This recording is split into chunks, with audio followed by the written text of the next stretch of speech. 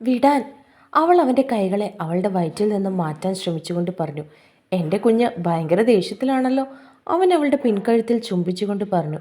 എന്നെ വിട്, എനിക്ക് പോകണം. എങ്ങോട്ട് പോകണം? അവൻ ചിരിച്ചുകൊണ്ട് ചോദിച്ചു. ഞാൻ ശല്യല്ലേ, പറ.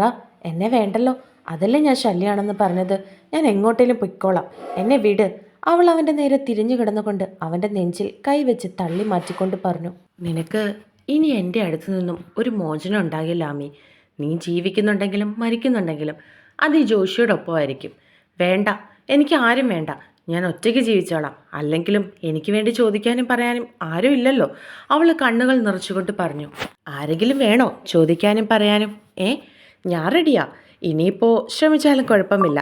ഒരാഴ്ചയ്ക്കുള്ളിൽ ഒന്നും സംഭവിക്കില്ലല്ലോ. ഒന്ന് ആഞ്ഞു ശ്രമിച്ചാൽ മേ ബി 10 മാസം കഴിഞ്ഞ്. അവൻ കുസൃതി ചിരിയോടെ അവളുടെ നഗ്നമായ വയറ്റിൽ തഴുകിക്കൊണ്ട് പറഞ്ഞു. അവൾ കണ്ണുകൾ നിറച്ച് ദേഷ്യത്തോടെ അവനെ നോക്കി. ഉഹ്, ഇങ്ങനെ നോക്കല്ലേ പെണ്ണേ, ഞാൻ എന്തേലും കാണിച്ചു കൂട്ടും. അവൻ ചിരിച്ചുകൊണ്ട് പറഞ്ഞതും അവൾക്ക് ചിരി വന്നു. എന്നാൽ അവൻ്റെ മുൻപിൽ ചിരിക്കാൻ പറ്റാത്തതുകൊണ്ട് അവനെ ദേഷ്യത്തോടെ ഒന്ന് നോക്കിയിട്ട് അവൾ തിരിഞ്ഞു കിടന്നു. സോറി ആമിക്കുട്ടി, ഇച്ചായൻ ഭയങ്കര ദേഷ്യത്തിലായിരുന്നു. അപ്പോൾ അതാ അങ്ങനെ പറഞ്ഞു പോയത്. അല്ലാതെ എൻ്റെ കുഞ്ഞൊരു ശല്യമാണെന്ന് ഇച്ചായൻ പറയുവോ? അത് കേട്ട ഉടനെ സ്വിച്ച് ഓഫ് ചെയ്തങ്ങ് പോയല്ലേ. ഞാൻ എത്ര തവണ തിരിച്ചു വിളിച്ചെന്നറിയുമോ? അവൻ അവളുടെ കവളിൽ കവിൾ ചേർത്തുകൊണ്ട് പറഞ്ഞു. അവൾ അതിനൊന്നും മിണ്ടിയില്ല. ഞാൻ ഒരു സാധനം കൊണ്ടുവന്നിട്ടുണ്ട് എൻ്റെ കൊച്ചിന്. അവൻ ചിരിച്ചുകൊണ്ട് വീണ്ടും പറഞ്ഞു. അപ്പോഴും അവൾ ഒന്നും മിണ്ടാതെ ഭിത്തിയിലേക്ക് നോക്കിക്കിടന്നു. അവൻ ചിരിയോടെ എഴുന്നേറ്റിരുന്നു. ബോക്സ് തുറന്ന് അരിഞ്ഞാണം അവൻ കൈകളിലേക്കെടുത്തു. അവൾ അപ്പോഴും അവനെ നോക്കാതെ തിരിഞ്ഞു കിടക്കുകയായിരുന്നു. അവൻ ചിരിച്ചുകൊണ്ട് അവളുടെ ബനിയൻ പൊക്കി പാൻ്റ് അല്പം താഴ്ത്തി. അവൾ അപ്പോഴും ഒന്നും അനങ്ങാതെ മുഖവും വീർപ്പിച്ച് കിടന്നു. അവളുടെ അരയിൽ ചുറ്റിക്കിടന്ന ചരട് അവൻ അഴിച്ചെടുത്തു. അതിൽ അവൻ ഇട്ടുകൊടുത്ത ലോക്കറ്റ് സ്വർണ്ണ അരഞ്ഞാണത്തിൽ കൊളുത്തിയിട്ടുകൊണ്ട് അവളുടെ അരയിലേക്കിട്ടു. അവൾ അത് ഇടാൻ വേണ്ടി അഡ്ജസ്റ്റ് ചെയ്ത് തിരിഞ്ഞും മറിഞ്ഞും കിടക്കുന്നുണ്ട്. എങ്കിലും അവനെ നോക്കുന്നുണ്ടായിരുന്നില്ല. അതൊക്കെ കണ്ട് അവന് ചിരി വന്നു. അവൻ അരിഞ്ഞാണം ഇട്ടുകൊടുത്തിട്ട് അവളെ നോക്കി. എന്നെ വേണ്ട, പക്ഷേ എൻ്റെ അരിഞ്ഞാണം വേണം. അവൻ പറഞ്ഞത് കേട്ടതും അവൾ അവനെ മുഖം കോട്ടി കാണിച്ചു. അവൻ ചിരിച്ചുകൊണ്ട് ആ ചരടും അവളുടെ അരയിൽ കെട്ടിക്കൊടുത്തു.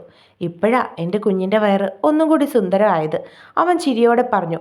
അവൾ മാറിൽ കൈകെട്ടി തല ചരിച്ചു വെച്ച് അവനെ നോക്കാതെ കിടന്നു. അവൻ അവളുടെ വയറ്റിലേക്ക് ചുണ്ടുകൾ ചേർത്തു. പെട്ടെന്നുള്ള അവൻ്റെ പ്രവൃത്തിയിൽ അവളൊന്ന് ഏങ്ങിക്കൊണ്ട് ഉയർന്നു പൊങ്ങി. ഇച്ചായ, അവൾ അവൻ്റെ മുടിയിൽ പിടിച്ചു വലിച്ചുകൊണ്ട് വിളിച്ചു. അവൻ ചുണ്ടുകളും നാവുകളും ഉപയോഗിച്ച് അവളുടെ വയറ്റിൽ ചുംബിക്കുകയും തഴുകുകയും ചെയ്തു. അവൾ കണ്ണുകൾ ഇറുക്കി അടച്ചു. അവളുടെ വയറും നാഭിച്ചുഴിയും അവൻ്റെ ഉമിനീരിനാൽ കുതിർന്നു. അവൾക്ക് ശ്വാസം പോലും മുട്ടുന്നതായി തോന്നി. ഇച്ചായനോടുള്ള പിണക്കം മാറിയോ? അവൻ ചിരിച്ചുകൊണ്ട് കണ്ണുകൾ അടച്ചു പിടിച്ചു കിടക്കുന്ന അവളുടെ ചെവിയിൽ ചെന്ന് ചോദിച്ചു. അവൻ്റെ ഒരു കൈ അവളുടെ നഗ്നമായ വയറ്റിൽ നിന്നും ബനിയനിടയിൽ കൂടി തന്നെ മുകളിലേക്ക് ചലിപ്പിച്ചു. മാറി, അവൾ പെട്ടെന്ന് പേടിച്ചു പറഞ്ഞു. അവൻ അവളുടെ കവളിലേക്ക് ചുണ്ടുകൾ ചേർത്തു. പിന്നെ അവളുടെ മാറിലേക്ക് തലവെച്ച് കിടന്നു. ആമി, എന്താ അവരുടെ കൂടെ പോകാഞ്ഞത്? അത് ഇച്ചായനോട് ചോദിച്ചിട്ട് ഇച്ചായൻ ഫോൺ എടുത്തില്ലല്ലോ. പിന്നെ എടുത്തപ്പോൾ എന്നോട് ദേഷ്യപ്പെട്ടില്ലേ? അവൾ സ്വരം ഇടറിക്കൊണ്ട് പറഞ്ഞു. അവൾ കരയുവാണെന്ന് മനസ്സിലായതും അവൻ അവളുടെ മാറിൽ നിന്നും തലയുയർത്തി അവളെ നോക്കി. പിന്നെ അവളുടെ കണ്ണുനീരിനെ തുടച്ചു കൊടുത്തുകൊണ്ട് അവളുടെ നെറ്റിയിൽ ചുംബിച്ചു. നീ നിന്റെ ചാച്ചൻ്റെ കൂടെ പോകുന്നതിന് എന്നോട് എന്തിനാ സമ്മതം ചോദിക്കുന്നത്? മാത്രമല്ല, ഞാനില്ലെങ്കിലും മമ്മിയില്ലേ, മമ്മിയുടെ അടുത്ത് പറഞ്ഞിട്ട് പോയാൽ പോരെ? ശരി, അത് പോട്ടെ, സോറി. എങ്കിൽ എൻ്റെ ആമിക്കുട്ടി ഇച്ചായൻ തന്ന സാധനം നോക്കിക്കേ, ഇഷ്ടമായോന്ന്? ഇഷ്ടമായി, അവൾ ചിരിച്ചുകൊണ്ട് പറഞ്ഞു. അതിന് നീ കണ്ടില്ലല്ലോ? അവൻ സംശയത്തോടെ അവളോട് ചോദിച്ചു. ഇച്ചായൻ ഇഷ്ടപ്പെട്ട് വാങ്ങിയതല്ലേ, അപ്പോൾ എനിക്കും ഇഷ്ടമായി. ഓഹോ, അവൻ അവളുടെ മൂക്കിൽ പിടിച്ചുകൊണ്ട് പറഞ്ഞു. നിനക്ക് മനുവിൻ്റെ വീട്ടിൽ പോകണോ? അവൻ സംശയത്തോട് ചോദിച്ചു. എന്നെ കൊണ്ടുപോവോ? പിന്നെന്താ, പോയി ഡ്രസ്സ് മാറിയിട്ട് നിൽക്ക്, ഞാനൊന്ന് കുളിച്ചിട്ട് വരാം. അവൻ പറഞ്ഞതും അവൾ ചിരിച്ചുകൊണ്ട് തലയാട്ടി. അവൻ കുളിച്ചിട്ട് ഇറങ്ങിയതും അവളും ഡ്രസ്സ് മാറി നിന്നു. അവനും ഡ്രസ്സ് മാറി അവളെയും കൊണ്ട് താഴേക്കിറങ്ങി. അവരിറങ്ങാൻ തുടങ്ങിയപ്പോഴേക്കും ഒരു കാറ് വന്നു നിന്നു. ജോയി മാമയും സംശയത്തോടെ നോക്കി. അതിൽ നിന്നും 2 പേർ ഇറങ്ങി. ദേവേട്ടനും സുഭദ്രാമയും.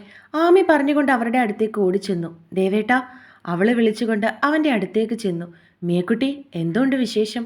അവൻ അവളുടെ കവളിൽ പിടിച്ചുകൊണ്ട് ചോദിച്ചു. 2 ദിവസം കൊണ്ട് വിശേഷമൊന്നും ഉണ്ടാകില്ല മോനെ ദേവ. പുറകിൽ നിന്നും ജോക്ക് ചിരിച്ചുകൊണ്ട് പറഞ്ഞതും ആമി അവനെ കണ്ണുരുട്ടി കാണിച്ചു. ദേവൻ അത് കേട്ട് ചിരിച്ചു.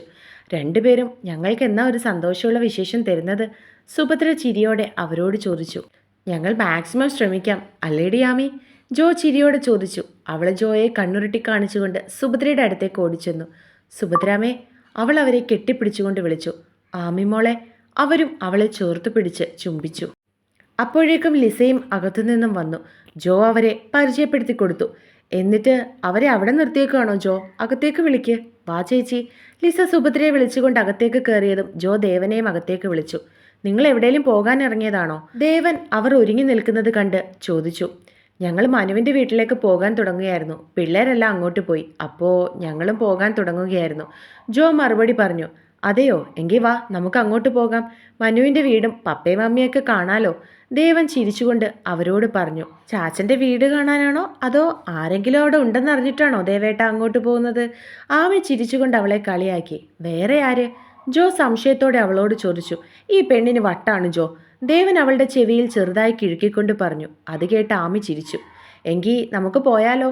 ജോ ചോദിച്ചതും അവർ അമ്മമാരോട് യാത്ര പറഞ്ഞിറങ്ങി. മനുവിനെ കിട്ടിയ കഥയൊക്കെ പിള്ളേർക്ക് പറഞ്ഞു കൊടുക്കുകയാണ് പപ്പ.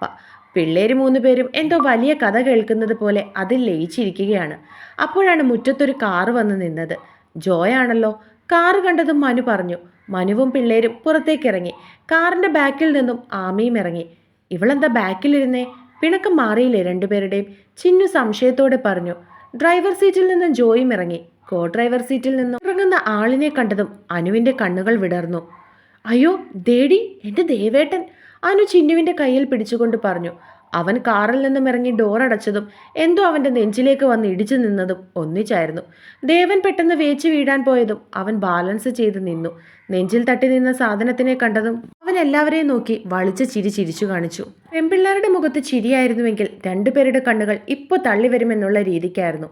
ആമി പറഞ്ഞതിൻ്റെ പൊരുള് ജോയ്ക്ക് അപ്പോഴാണ് മനസ്സിലായത്. മനു അവനെ കൂർപ്പിച്ചു നോക്കി. ദേവൻ അവരെ രണ്ടുപേരെയും നോക്കി. എനിക്കിതിൽ പങ്കില്ല എന്ന് കണ്ടുകൊണ്ട് കാണിച്ചു. എടി, എല്ലാവരും നോക്കുന്നു, ഇങ്ങനെ പശ പോലെ ഒട്ടി നിൽക്കാതെ ഒന്ന് മാറടി. ദേവൻ അവളോട് പതിയെ പറഞ്ഞു. നാളെ വരുള്ളൂ എന്ന് പറഞ്ഞിട്ട് എനിക്ക് സർപ്രൈസ് തന്നു അല്ലേ? സുഭദ്രാമയ്ക്ക് ഞാൻ കൊടുക്കുന്നുണ്ട്, വീട്ടിലേക്ക് ചെല്ലട്ടെ. അവൾ അങ്ങനെ തന്നെ നിന്നുകൊണ്ട് അവനോട് പറഞ്ഞു. എടി, ജോയുടെ നോട്ടം കണ്ടിട്ട് ഇപ്പം എന്നെ അരച്ച് കലക്കി കുടിക്കുമെന്നാ തോന്നുന്നേ. നീ ഒന്ന് ഒട്ടി നിൽക്കാതെ മാറടി. അവൻ വീണ്ടും അവളെ മാറ്റാൻ ശ്രമിച്ചുകൊണ്ട് പറഞ്ഞു. ജോചായൻ ദേഷ്യത്തിലാണോ ദേവേട്ടാ? അവൾ പതിയെ അവനോട് ചോദിച്ചു. ആന്ന്. നല്ല ദേഷ്യത്തിലാണോ? ചെറുതായിട്ടേ ഉള്ളൂ. അവൾ വിഷമത്തോടെ അവനോട് പറഞ്ഞു. നിനക്ക് എന്താടി പിശാശ ഇപ്പോൾ വേണ്ടത്? നീ അവനെ എരികേറ്റാനാണോ ഇങ്ങനെ ഉടുമ്പ് പിടിച്ചിരിക്കുന്നത് പോലെ എന്നെ പിടിച്ചിരിക്കുന്നേ? ഷോ, ഈ രംഗം കണ്ടിട്ടെങ്കിലും ജോചായൻ പപ്പയെ വിളിച്ച് എനിക്ക് ദേവേട്ടനെ ഇഷ്ടമാണെന്നും കെട്ടിച്ചു വിടണമെന്ന് പറയണേ. അവൾ അവൻ്റെ നെഞ്ചിൽ അമർന്നുകൊണ്ട് പറഞ്ഞു. എന്തോന്ന്? കുന്തം. മിണ്ടാതെ നിൽക്ക് മനുഷ്യ. അവൾ പിറുവിറുത്തുകൊണ്ട് പറഞ്ഞു. രണ്ടൂടി എന്തോ അവിടെ നിന്ന് പിറുവിറുക്കുന്നേ? ഡി അനു. ജോ കുറച്ച് ദേഷ്യത്തോടെ വിളിച്ചതും അനുവിൻ്റെ നാടകത്തിൽ ആ രംഗമൊക്കെ അവൾ കണ്ടിട്ടുണ്ടെങ്കിലും ചുമ്മാ ഞെട്ടുന്നത് പോലൊക്കെ അഭിനയിച്ച് അവൻ്റെ അടുത്ത് നിന്നും മാറി. എന്താടി രണ്ടൂടി? ജോ കപട ദേഷ്യത്തോടെ ചോദിച്ചു.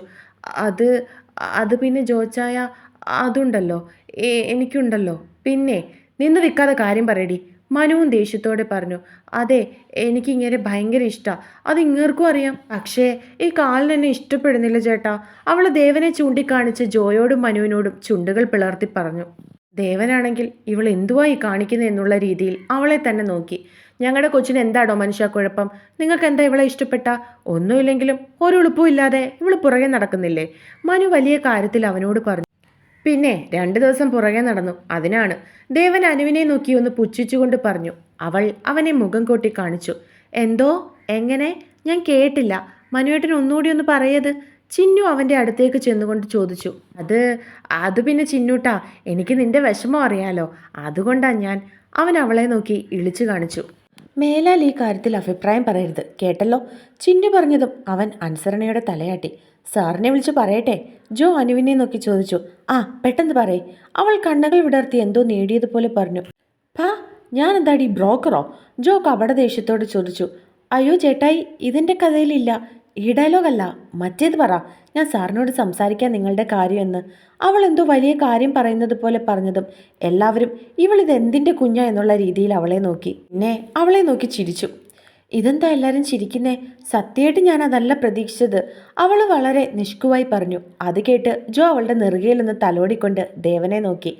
അവൻ ജോയെ നോക്കി കണ്ണ് ചിമ്മി കാണിച്ചു. ആമിക്കുട്ടി, മനുവിൻ്റെ പപ്പ വിളിച്ചതും അവൾ ഓടി അവരുടെ അടുത്തേക്കെത്തി. ഓടാതെ വാ മോളെ, വയ്യാത്തതല്ലേ, അയാൾ അവളെ നോക്കി പറഞ്ഞു.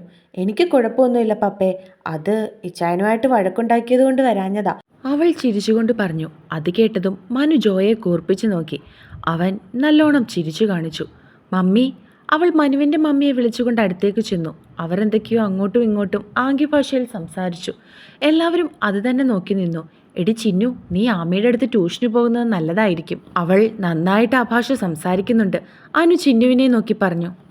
ശരിയല്ലേ, അവളും നഖം കടിച്ചുകൊണ്ട് പറഞ്ഞു. ഉച്ചയ്ക്ക് ഫുഡൊക്കെ കഴിഞ്ഞിട്ടാണ് എല്ലാവരും തിരികെ പോയത്. ദേവനുള്ളത് കൊണ്ട് അനു ജോയുടെയും ആമിയുടെയും കൂടെ കാറിൽ കയറി. ലേശ ഉളുപ്പ് ആമി അവളെ നോക്കി ചിരിച്ചുകൊണ്ട് ചോദിച്ചു. ഈ കാര്യത്തിൽ ഈ അനുവിന് ഇത്തിരി ഉളുപ്പ് കുറവാ മോളെ ആമിക്കുട്ടി, അവൾ ആമിയുടെ കവളിൽ പിടിച്ചുകൊണ്ട് പറഞ്ഞു. കാറിലിരുന്നും ആമി ദേവനെ നല്ലോണം വായി നോക്കി. അവൻ ജോയെ നോക്കി ഓരോന്ന് സംസാരിക്കുമ്പോഴും അവൻ്റെ കണ്ണുകൾ അനുവിലേക്ക് എത്തുന്നുണ്ടായിരുന്നു. എന്നാൽ അനു അവനെ വായി നോക്കുന്ന തിരക്കിൽ അതൊന്നും ശ്രദ്ധിച്ചിട്ടുണ്ടായിരുന്നില്ല. അവൾ ജോയിയുടെ വീട്ടിലേക്ക് വന്നതും ഓടിക്കയറി അകത്തേക്ക് പോയി. സുഭദ്രാമേ, അവൾ വിളിച്ചുകൊണ്ട് അകത്തേക്ക് കയറി. അടുക്കളയിൽ നിന്ന് സുഭദ്രയുടെ പുറകിൽ ചെന്ന് ഇറുക്കി പിടിച്ചുകൊണ്ട് അവരുടെ കവളിൽ ചുംബിച്ചു. എവിടായിരുന്നു എൻ്റെ മോള്? ഞാൻ മനുവേട്ടൻ്റെ വീട്ടിൽ പോയതാ. അയ്യോ, ഇപ്പോഴാ ഒരു കാര്യം ഓർത്തത്. എന്താ? ഞാൻ സുഭദ്രയമ്മയോട് മിണ്ടില്ല, വരുന്ന കാര്യം പറഞ്ഞില്ലല്ലോ, അവൾ പിണക്കം നടിച്ചുകൊണ്ട് പറഞ്ഞു. ദേവനാ പറഞ്ഞത് നിന്നോട് പറയണ്ട എന്ന്, നിനക്ക് സർപ്രൈസ് കൊടുക്കാമെന്ന്, അതുകൊണ്ടാ ഞങ്ങൾ രണ്ടും നാളെ വരുള്ളൂ എന്ന് കള്ളം പറഞ്ഞത്, അവർ ചിരിച്ചുകൊണ്ട് അവളോട് പറഞ്ഞു. ദേവേട്ടന് എന്തേലും മാറ്റമുണ്ടോ അമ്മേ? അവൾ കണ്ണുകൾ നിറച്ചു ചോദിച്ചു. ലിസയ്ക്കൊന്നും മനസ്സിലാകുന്നില്ലായിരുന്നു. സുഭദ്രയെല്ലാം പറയാമെന്ന് കണ്ണു കാണിച്ചതും അവർ ചിരിച്ചു. ചെറുതായിട്ടൊക്കെ ഉണ്ടെന്ന് തോന്നുന്നു. അമ്മയോട് ഒന്നും പറഞ്ഞില്ലേ? അവൾ വിഷമത്തോടെ അവരോട് ചോദിച്ചു. ഇതുവരെ ഒന്നും പറഞ്ഞിട്ടില്ല, എങ്കിലും എപ്പോഴും നിന്റെ കാര്യം കേൾക്കാൻ വേണ്ടിയിട്ട് ഓരോന്നെടുത്തിടും. ശരിക്കും? അവൾ കണ്ണുകൾ വിടർത്തി ചോദിച്ചതും അവർ ചിരിച്ചുകൊണ്ട് തലയാട്ടി. ഇത്രയും മതി, ബാക്കി ഞാൻ ചെയ്തോളാം, അവൾ പറഞ്ഞുകൊണ്ട് രണ്ടുപേരെയും കെട്ടിപ്പിടിച്ച് ഉമ്മ കൊടുത്തിട്ട് അവിടെ നിന്നും ഓടി. അവർ പരസ്പരം നോക്കി ചിരിച്ചു.